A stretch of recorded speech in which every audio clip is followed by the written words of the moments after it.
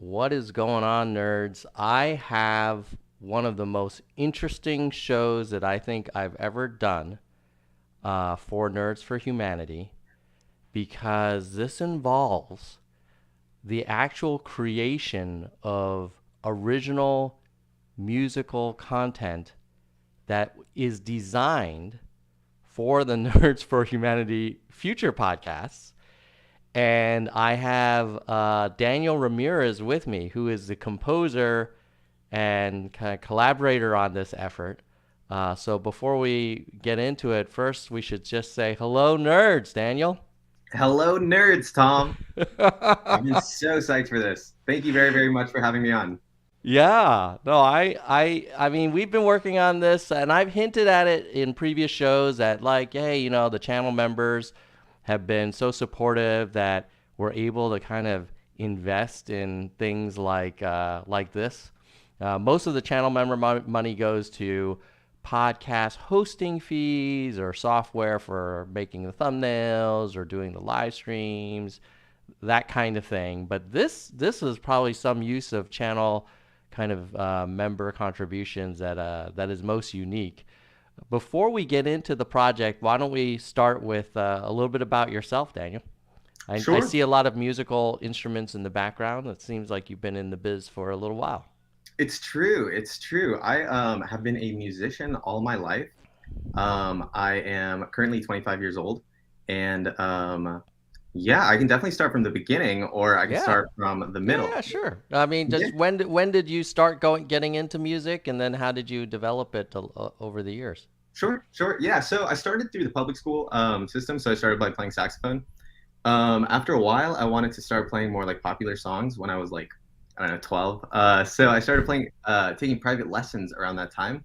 And I think you may have mentioned this that Brandon is also the same way. But when the teacher would ask me to learn some music, I just ended up kind of writing my own music. Just pretty much Mm-hmm. just wrote my own songs, and I would end up showing the teacher. And yeah, the teacher was really gracious, and so those piano lessons quickly turned into composition lessons. So that's really where I got kind of like my foundation in music theory, and ended up pretty much just continuing to write songs pretty much since then. When I was 16, I released an album with the support of the people around me in my community. So I was Mm. able to get some time in a studio by where I was living and released an album. And I think shortly after that, I was pretty sure that that's pretty much what I wanted to do professionally. So I applied to different music schools, and I was accepted into NYU's music composition program through Steinhardt. That was in 2015. And pretty much since then, I've been studying, or I had been studying film scoring as part of my major, and then also privately songwriting for live theater. So there was really kind of like a little bit of an expansive breadth for that. Um, in let's see, in like 2017, I was able to go study abroad, and that's where I got a little bit of classical composition lessons. I was lucky enough to study in Paris, and also got to study analog synthesis as well. So a big thing about me is that I'm really into classical composition, but I'm also really into synthesizers as well. So it really flows in with the composer sound designer kind of duality. Mm-hmm. So yeah, that's pretty much when I got into my groove. I'd say 2017. 2018, before I had graduated, I was lucky to intern at Hans Zimmer Studio, remote control, through in between semesters. And so that was an amazing experience getting to be able to work with really, really established composers, getting to gain a lot of experience of real world, like this is what's happening, working on movies that were going to be coming out the next year that have been out now. And so that was an incredible, gratifying experience. And I think shortly after that, I graduated in 2019. The pandemic happened, jumped to now, and I am a composer and sound designer. That is so cool, and congrats on the opportunity to work in the Hans Zimmer kind of organization. Thank you, thank you. That was an What? incredible experience. Yeah, I mean, that's just your classmates must have been so jealous of you. I mean, that's just like It's funny that you mentioned that. Actually, it was incredible because there were it's a small program, the composition at NYU, Mm-hmm. relatively speaking. And so the people in my year, there were about seven of us, and it was actually three of us that ended up going to that internship. So Hmm. there was kind of like this like select group in there where we ended up being able to get that experience. And yeah, I mean, I certainly don't know about jealousy, but it was a really good time just to be there in LA with friends and also with people that I'd been looking up to my entire life. That is incredible. You talked about when you started uh,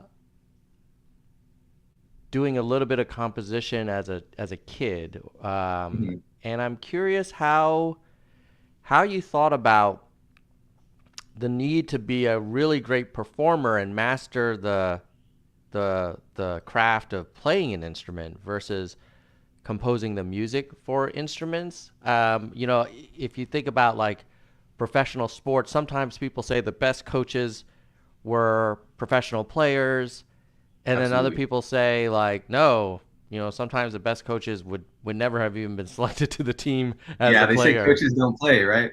Yeah. What's your take on that? You know, it's really interesting because I did. There was a point in time when I was like, what kind of musician do I want to be? And I Mm-hmm. firmly believe that in music, there are different lanes of disciplines. So composing is one thing where I say, like, I guess I would define that as sitting down and writing something on paper or maybe typing it out. I would say improvising is another one. And Mm-hmm. just like what you're saying, growing in proficiency in an instrument, I think is, say, like another. So for me, I feel like just in my own personal journey, I've really wanted to select the ability to compose and the ability to improvise as the things that I've really wanted to be in. So certainly, I do Mm-hmm. have a primary instrument that would be piano. And again, I've amassed a few amount of instruments now, which I use in my compositions. Um, but for me, I really feel like having the general sense on a very very low level of kind of an understanding of like what music is, sort of just in Mm-hmm. terms of a very clinical sense almost, but also balancing that out with the high surface levels of the aesthetics too. So it's interesting. I mean, I feel like from a performance perspective, I think that you do kind of get that change of like being able to perform an instrument. I think is a very gratifying experience when you have an audience, Mm-hmm. and also when you get to be able to connect with an instrument too. So like over here, you won't be able to see it, but actually, I don't know if I should do this. Like just pick up the camera. Yes. Okay, Go let me for see it. this. Okay, so here I have a synthesizer which I use in a lot of my compositions, Ooh. and I do feel like during the performance of this instrument, I do feel like I feel very connected to it. So I 100% know uh, the way that it would feel to feel like you're proficient in an instrument. Um, but yeah, I don't know. I do feel like it exists within so many lanes um, that I don't think that if somebody were to say a beginner in an instrument, that would make them any less of a musician. I guess because there's so many other things to study. Yeah. What's the difference between playing an instrument for an audience and having them enjoy it and seeing that and connecting with them that way, but maybe you're playing someone else's music Mhm. versus being in the audience and watching someone play music that you created? Yeah, that is a really, really good question. Oh my gosh, I'm gonna have to think about that. So I've had more experiences in the latter. Mm-hmm. Um, I think since the pandemic, I have not performed that much at all. So it's really just been composition for me. Besides just anything that I might do online. But as far as live performances, the pandemic kind of killed that one for me, for Mm. now at least. But um, but I do think that just as an audience member, there's something to be said about, well, for one, the rehearsal period is a big thing. So, you know, of course, when you sit down with the instrumentalist on performance day, it's likely that you would have met with them many times prior to that. So I feel like when the actual time comes, you know, you put your trust into the instrumentalists, and you know that they will know the music.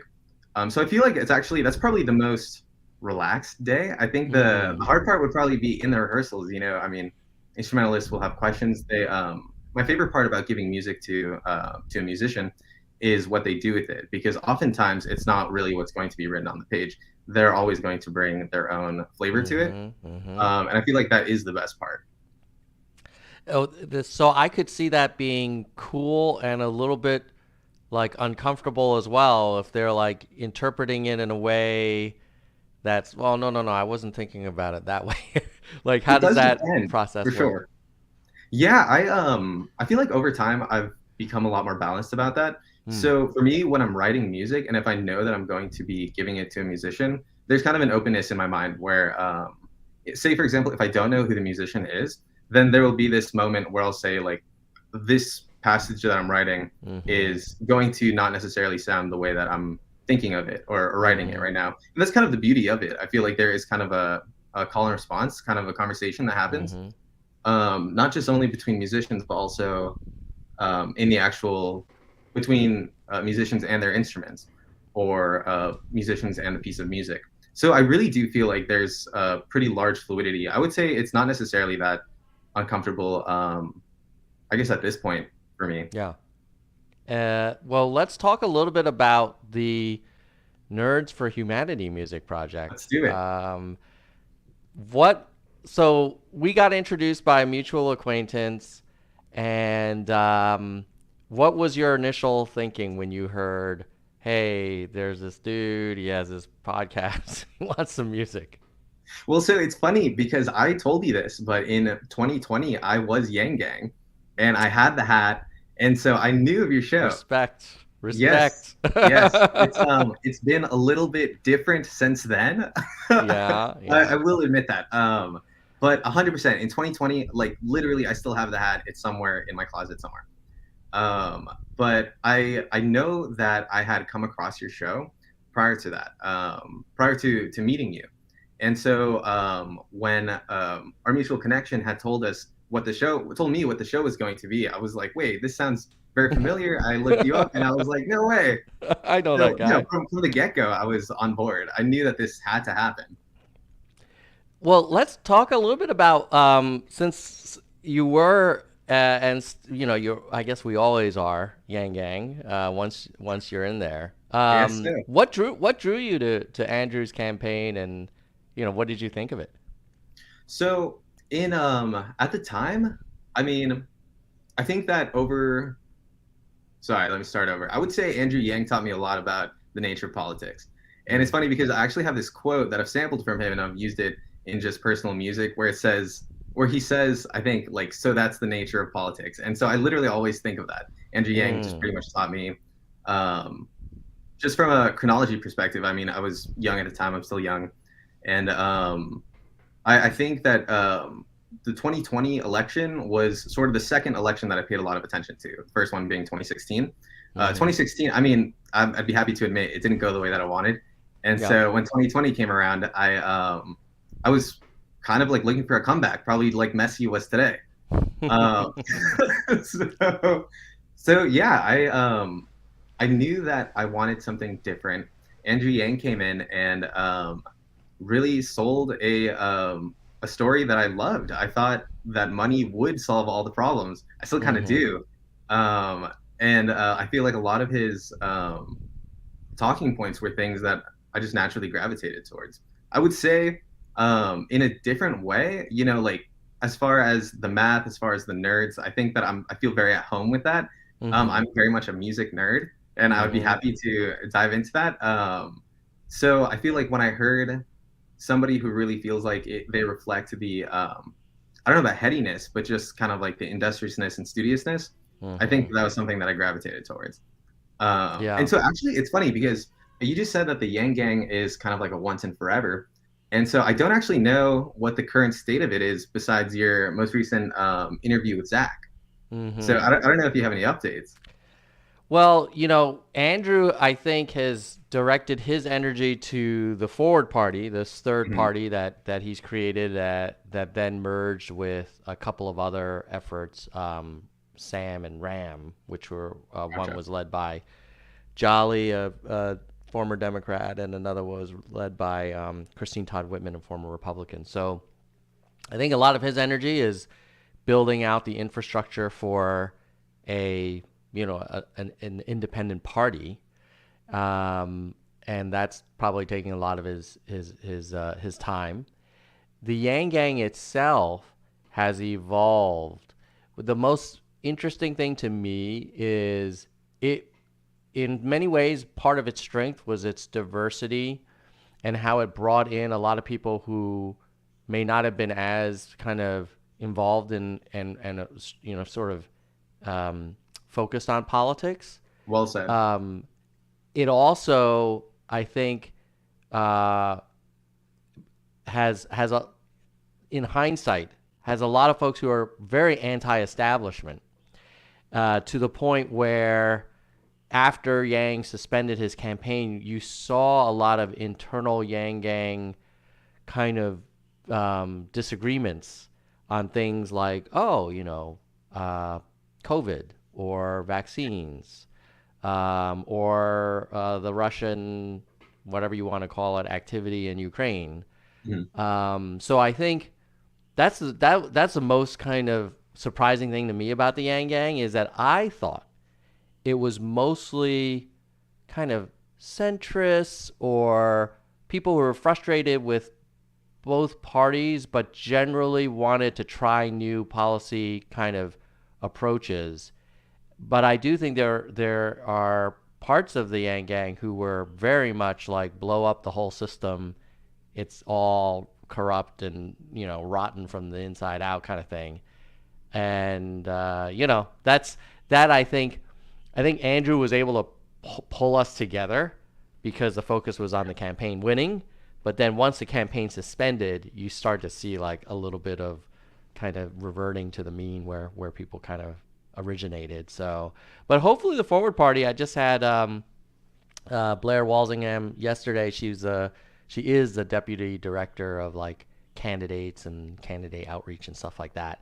So I think they're excited about next year, and they're going to do a convention, which I think it may be in Vegas. So who knows? Maybe a lot of the old Yang Gang will come back, but it's definitely a different composition, the Forward Party, because the Forward Party has a lot of folks who aren't Yang Gang and who aren't super into basic income.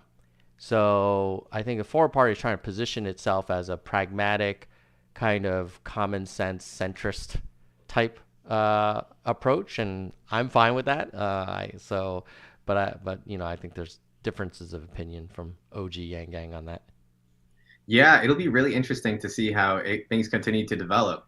But one thing that I 100% agree with is that, at least for me, I resonate very strongly with the idea that Andrew Yang brought a lot of people who weren't particularly politically inclined. Yes. I mean, I would be happy to volunteer myself as an example. I feel like before I'd heard him speak and several other people around him, that I pretty much was not really politically inclined at all. And it's funny because actually you said regression to the mean. I think that that's sort of where I've been now. I've almost kind of like fallen a little bit back into that. So yeah, I mean, it could also just be, I guess, just like a difference in focus as well. Just most of my days are doing music, and that's not that political, really. So, yeah.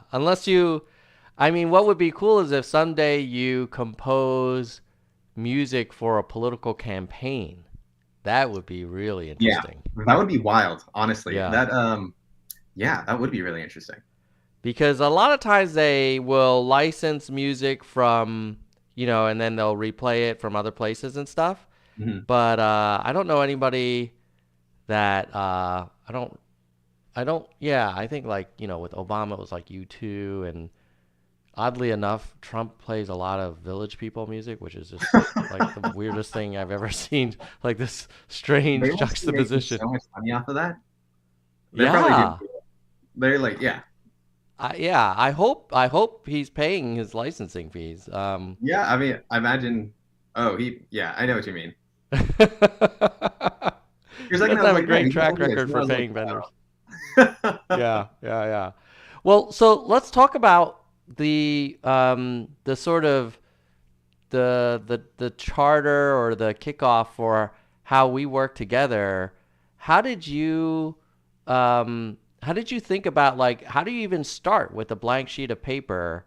Maybe just walk the audience through the process that we used and that you mostly used to get there. Sure. So it's interesting how things have developed over time because when I was in school and I pretty much learned the, I suppose, traditional way of composing, which is really just the way that you described. You sit down and you have this piece of paper and you write the music that is in your head. I do think, though, that I had gained this experience while I was at remote control, actually. And something that was really insightful to me was watching people who had a lot of years under their belt, Mm-hmm. pretty much sitting in front of their computer and doing and composing that way, pretty much. And so it kind of showed me the way that things have sort of advanced over time. So I guess just to kind of like draw a little bit of a line here, the when I began writing the music for Nerds for Humanity, I started in front of a piano pretty much, and I always Mm-hmm. record like my I call them just sort of like note taking sessions Mm-hmm. pretty much, where I'll sit in front of a piano and I might say, actually, I have a piano in front of me right now. Can you hear this? Is that loud Yes. enough? Yeah. So I might go ahead and sit in front of the piano, and I might be like, okay, where are these inspirations coming from? And Yeah. so you had given me a lot of I don't know if it was like I don't know, like a list of music examples. One of the big Mm-hmm. one was Mission from the Nightly News, right? Mm-hmm. And I took it upon myself to find a few other inspirations, and one of the ones that really spoke to me actually was the theme from the New York Times podcast, which Oh. has this sort of classical sound, and it is a little bit more of a hybrid. So you have some synthesized music as well, in addition to these strings. But I really just sat down and I said, do we want something that's going to be memorable, catchy? I think yes, Mm-hmm. something that's going to be familiar. What you had described was, I believe, dramatic and energetic. Yes. Well, okay, so I had all of these thoughts in my head, and I knew that I wanted something simple. I was thinking that something complex was not going to really I don't know. I thought that simpler would just be better. It's more succinct. Mm-hmm. So yeah. So I pretty much just sat down and I started just kind of like fiddling, and I was like, here, um, literally. I mean, I'm sure many musicians would be relating to this right now, where you just kind of sit down and you try something out. Mm-hmm. And after a while, I had something where it sounded um, close, I think, but it was still on the piano, right? Mm-hmm. So I had something where I felt like the story could be told, and I know you remember this that our first sketch actually was probably maybe 2 or 3 times longer than what we Mm-hmm. ended up going with. And so I do feel like shortening it really makes it a lot stronger. But having that kind of expansiveness kind of gave that a room for that arc pretty much. So I mean, it's funny because the audience hasn't even heard it yet. So, but but They just to will for the soon. pretty much, yes, yes. The taking it from the piano to the orchestra is just it's pretty much just classical orchestration techniques. You have low voices and you would simulate the melodies from there somewhere. It would be kind of like equivalent to the left hand of your piano. Mm-hmm. Um, Change out the voicings a little bit to just make it sound right with the instruments in the way that they resonate, and choose where you want to give the melody to. Many times it might be the violins or it might be the woodwinds. That's pretty much what I did. I doubled those, and you leave the big moments for the brass and the percussion. That's what I did. Yeah, and I certainly remember us talking about NBC News, like dun dun dun dun dun dun dun dun dun Yes. dun, and then meet the uh actually that's Meet the Press, and then NBC News is dun dun dun dun, dun. Yeah, yeah, yeah. Yeah, dun dun dun dun dun dun Yeah. dun dun dun dun.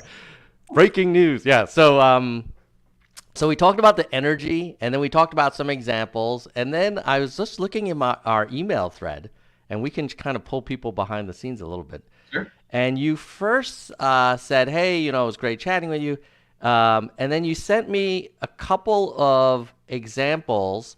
One was breaking points, and another one was film photo news. Do you remember that? Yes, I sure do. Yes. Yeah. So let me play for people some of those examples, and Perfect. then we'll kind of go through step by step, and then we'll share the first draft, and Cool. then like how we kind of like discussed it, and then of course by the end of the show we'll do the full reveal, and you'll see, but hopefully viewers will be able to kind of see the evolution. So it Sweet. starts out with some like, oh, I love Meet the Press, or I love NBC News, or blah blah blah, and it kind of gave a sense of the vibe that I don't think I was looking for something super modern, but not like pure classical either.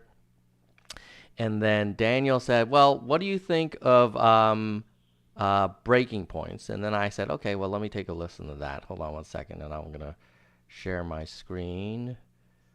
So that was this one.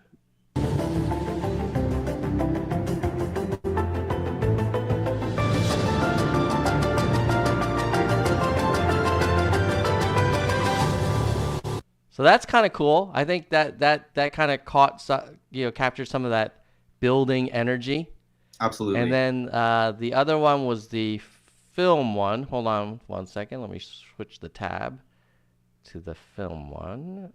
Present, share screen, film photo news.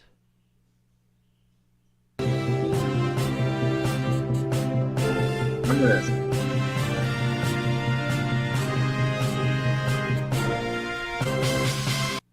So that was that one. And then I think what I said, let's see. I said, okay, breaking points. I said, this one is cool and snappy. It does sound a bit synthetic. Uh, is that the reality of what happens with a digital orchestra? Was breaking points going for that more modern sound? It's also a bit short that I wouldn't be able to do a Meet the Press style wind up intro. And then on the photo thing, I said I prefer the vibe of this one versus breaking points. It sounds a bit more orchestral and closer to Meet the Press. Doesn't give me time to do the wind up though. And then I actually, it looks like I gave you some text about like, hey, this is what I would say in the beginning of a show. So I'm curious, like, what were your thoughts when you got that? Were you like, oh my god, this guy's getting more involved than I want him to be, or like, how did that go? No, I really appreciated it. When you sent me that text, I was sounding Mm-hmm. it out to myself. I was like, okay, well, would Tom say this quickly? Would he say it slowly? Mm. And then I was like, how does Meet the Press do this? So that's really what I was doing. When I saw the email, I was like, okay, well, hello nerds. And that's how it was for me. But no, not at all. I really definitely was not intending for this to be something where it was only one-sided. I was really hoping, just in the same way that I was mentioning earlier, that this could be a conversation, that there could be some openness and fluidity to it. Yeah, yeah. Okay, awesome. So then, um, you took that feedback, and we talked about like a wind up for the voiceover, and then maybe a short outro for when I thank the members, and then we went back and forth about like, well, what's the ideal length? And I gave you some links to examples of the show where I talk about this stuff, Right. and then it looks like we started talking in looks like mid-September. Then by October 2nd, I think I got the first thing. Hey Tom, here's some music for you to listen to. So why don't we Let's do why don't this. we why don't we share that first cut? Hold on, let me open that up. This is, for the record, I call this a V0 sketch, I believe. Yes, yes, exactly. Hold on. Okay, I'm gonna go share scene. Dun, dun, dun, dun. Too many tabs open, Tom. I got too many tabs. Hold on. Which one is it? I think I'll just download it here, maybe. Okay, mail from. It's not common on the show to play audio clips, so this is a. Totally. Oh, here we go. Here we go. Yes. Okay, you guys ready? Here. Hopefully, you can hear this.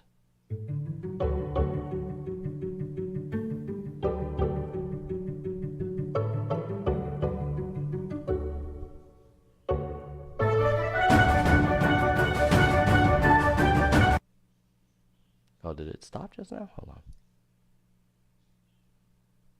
Well, you heard Oh, could it be buffering right now? it might be. It might be. But people heard a little bit of it.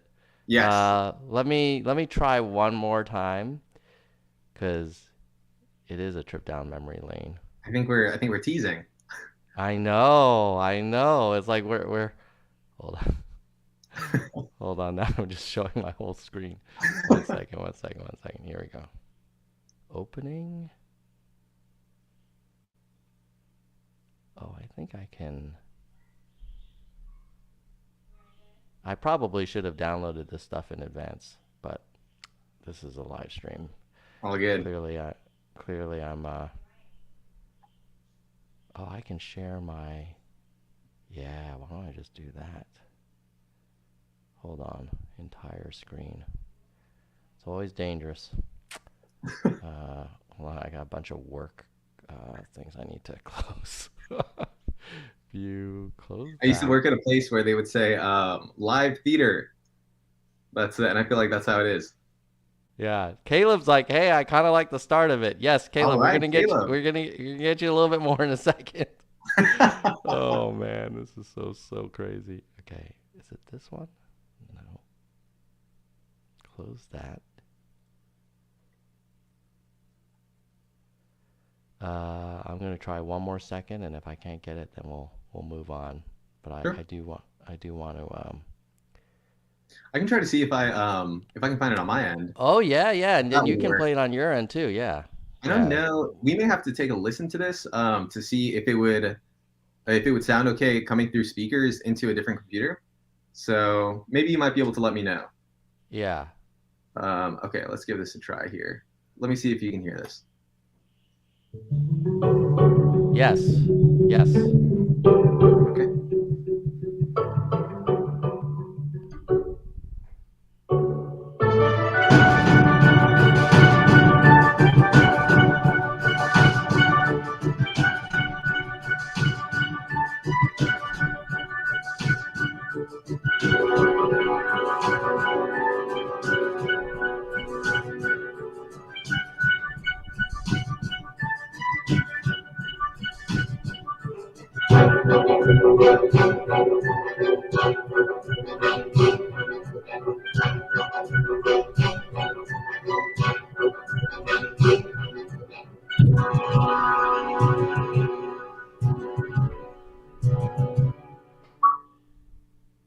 All right.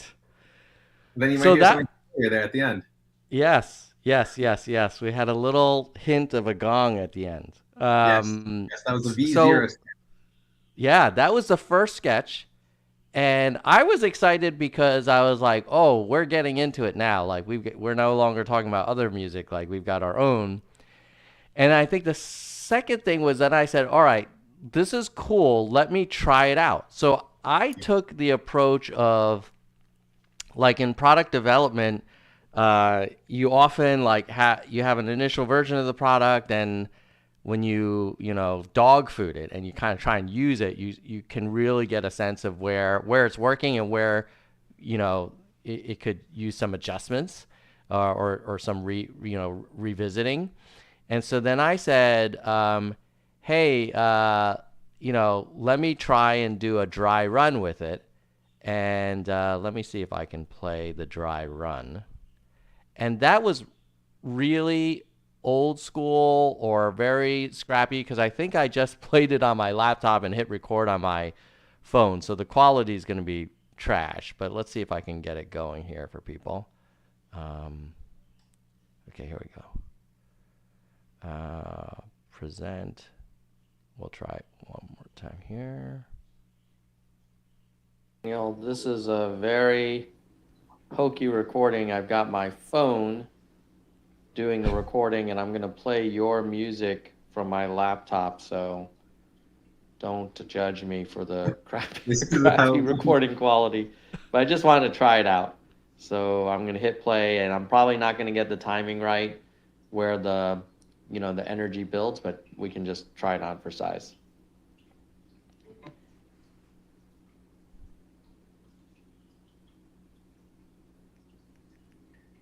I think this was me messing with the controls. Or maybe we just lost the sound. Oh, maybe Gmail might. Hello, nerds. Today we have a panel discussion with some of the people that put the Forward Party Houston event together. What were they doing over there? Why did they put this event together? And what's next for the Forward Party? We're going to ask those questions and many more on this panel discussion today. Welcome, nerds. Hello, John. Oh, hey, Tom. Blah, blah, blah. Okay. All right. So that was the first. You know, actually, I thought it was a pretty good.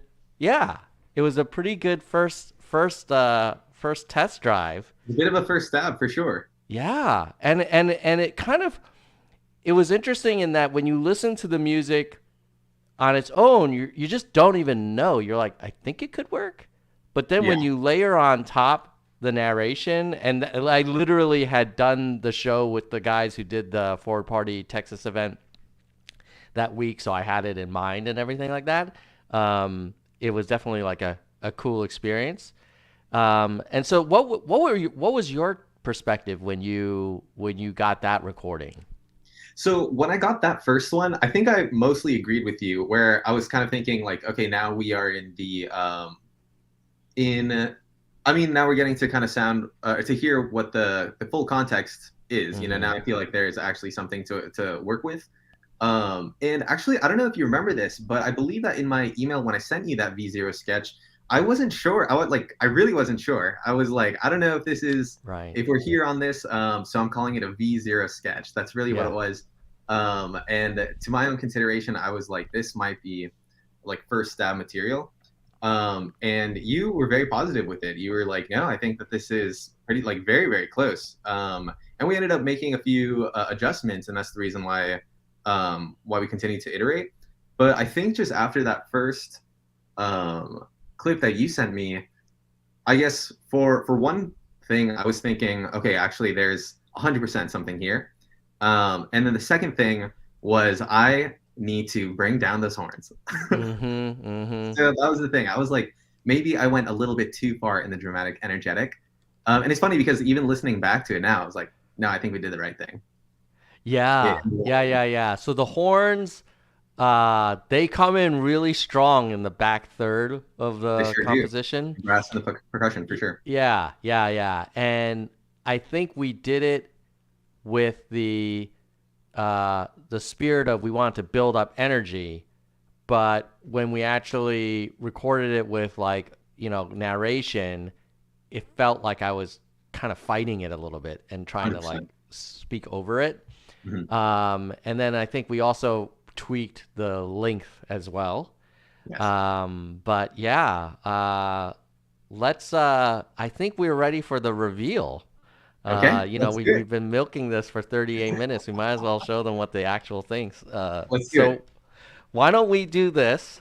We're gonna make believe we start the stream fresh, and you will be the guest. And I don't. I'm just gonna freestyle that's because I'm too unorganized to actually prepare and kind of write down the opening. But here we go. You got this.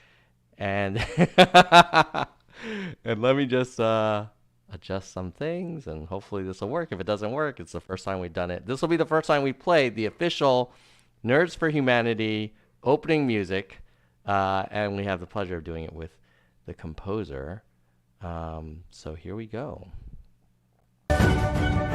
What is going on, nerds? I have a very special show today. We have Daniel Ramirez, who is joining us from his home.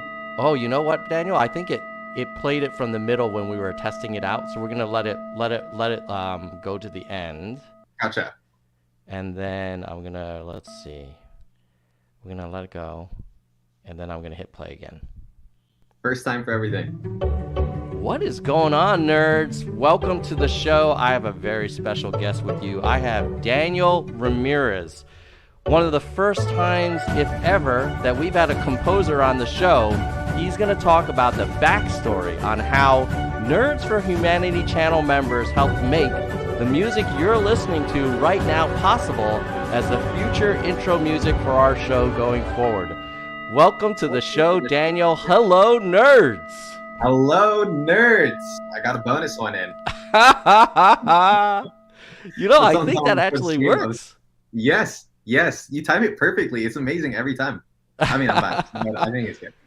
Yeah, yeah. In fact, when we played it just now the first time and it was sort of midway through, I was thinking to myself, wait a minute, this is not the way it original, the actual thing Mhm. and it's so interesting how I think it's a testament to your composition that you let it kind of build up and you know that there's going to be a little bit of a discussion before the kind of crescendo and the second time we did it, I think it worked really well. So uh, John's saying very nice. Yes, Thank you, John, thank thank you. you for being a channel member.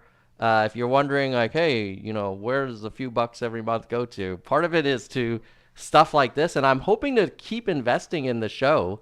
We can't. We As the audience hopefully grows, we can do more things. But the goal is always just to make the content as useful and entertaining as possible. Oh, Earl is saying, I think you'd have to play it more quietly. Otherwise, it feels like yeah. So Well I'm said. so I've not used the music in the streaming platform that we're on right now. I This was literally the first time I did it, but I can adjust the background music level. So that was 50. I'm gonna do 30, and let's just for giggles. Hello, nerds! I have a special guest for you today. Daniel Ramirez is in the house. Who's this guy? He composed the music that you're listening to right now for the Nerds for Humanity show, which is made possible by our amazing channel members. We're going to talk about why we did it, some of the paths we took, and what we think we're going to do with it going forward. Welcome to the show, Daniel. Hello, nerds. Hello, nerds. It never gets old. Yeah. So I think that's at the 30 level. And so I think thank you, 30 might Earl. be right. Yeah. Thank you, Earl. Maybe 35. But yeah, we'll have to keep tweaking it. And then we also have John loves it. Love it. I love that you love it, John, because you made it possible, all the channel members. And then the other thing that you did was we have a loop that we can play when we're thanking our channel members. So I think I will do that in a moment. But before we do that and kind of wrap up our conversation, Daniel, is there anything else that you wanted to share? And folks watching live, if you have any questions, let us know. Not too much for me. I guess just continue to iterate just how grateful I am to have been part of this project. I think that this was a really gratifying experience, and honestly, I love the product. The end finalized version is has been incredible. Yeah, yeah, I do too. I'm so excited. It was such a fun project together. Yes. Um, it felt very collaborative, and it felt like sometimes you work with other folks on projects, and sometimes it takes a while to build, like, be on the similar wavelength. But I feel like you and I, maybe because you were previous Yang Gang, you had kind of seen the channel before, you kind of knew what we were going for.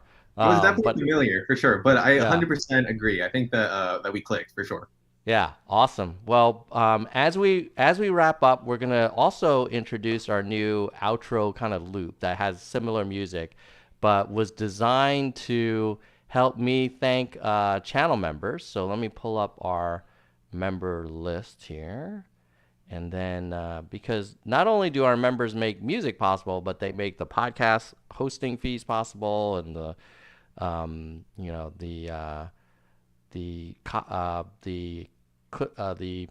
thumbnail kind of photo editor, all the costs like that, the channel members help defray. So we really appreciate it.